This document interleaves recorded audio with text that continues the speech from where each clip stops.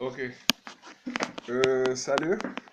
Salut, chers amis, pour un nouvel enrichissement au Cameroun, pas 3.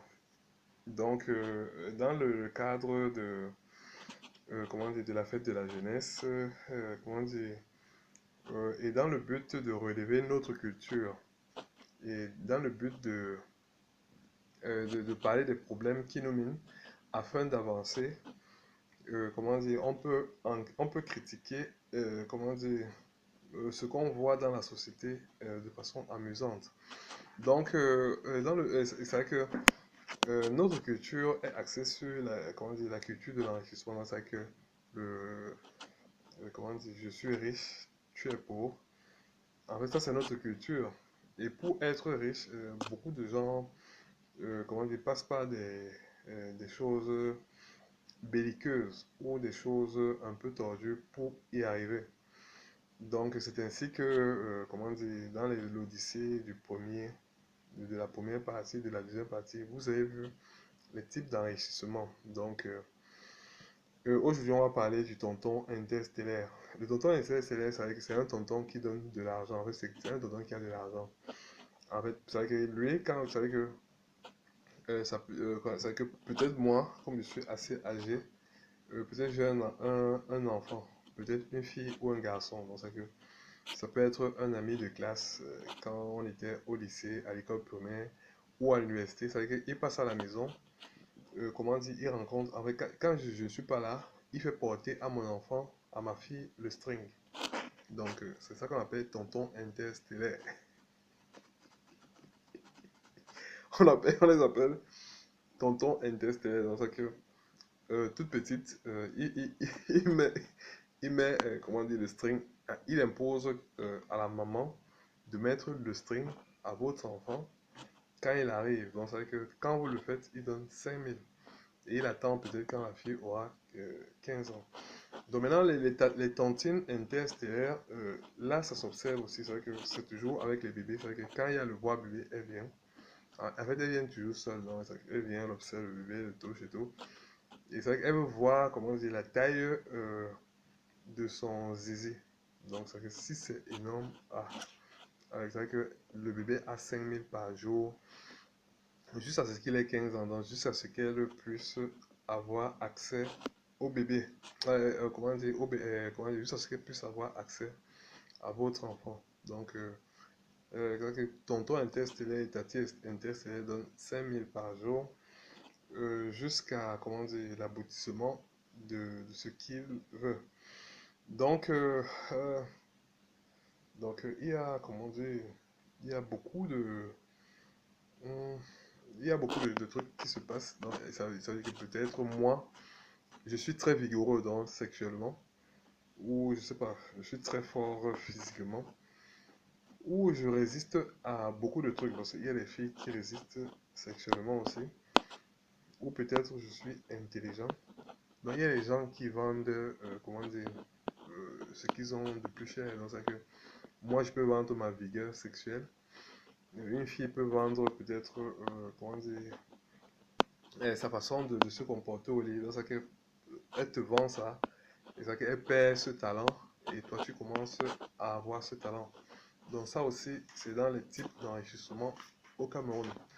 Donc en continuant, comment dire, il y a beaucoup de sujets que j'ai relevés. Comment dire, bon, euh, pourquoi les jeunes viennent à s'enrichir par des moyens tordus? La plupart des temps, on se rend compte que les notes sont mauvaises. C'est-à-dire que quand les notes sont mauvaises, l'enfant se met à dévier. Donc, et on a relevé quelques problèmes, donc quelques, euh, que- quelques cas. C'est à cause des problèmes sociaux.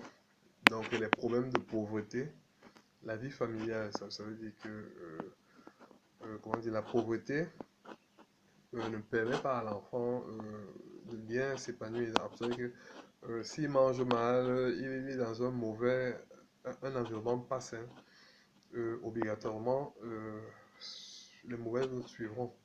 là c'est un facteur, mais c'est pas toujours observé parce que l'enfant du pauvre, quand même, c'est que même si Dieu t'enlève la richesse, il te donne au moins comment la dit, richesse intellectuelle si tu pries tous les jours. Donc il n'y a pas trop de raison à s'en faire.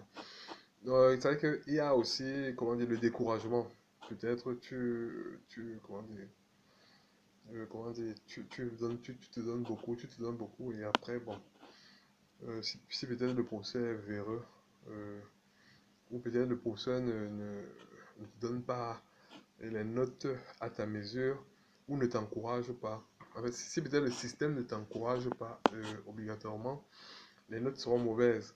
Donc il y a aussi peut-être les filles qui sont en couple dans sa cœur. Peut-être vous avez un petit ami, vous avez des problèmes, ça aussi ça peut jouer.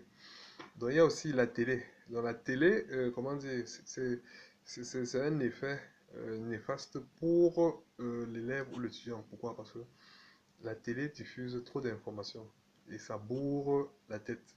Et c'est que la plupart des gens, quand je calcule, donc on va de l'école de 8 h à 16 h, mais les enfants peuvent être exposés peut-être 2 h, 3 h. Mais le nombre d'informations qui entrent, et la plupart des enfants aiment retenir les informations de la télé. Donc c'est vrai que si l'enfant laisse les cahiers, en fait ne revise pas par la télé pendant une semaine et est exposé à la télé même pendant 2 heures, sa tête sera bourrée et il ne pourra plus, comment dire, être à l'optimum quand il ouvra les cahiers. Donc il y a aussi la distraction comme peut-être le football. En fait, ça c'est, comment dire, c'est ce qui a été relevé. Donc les études montrent que la distraction est le truc qui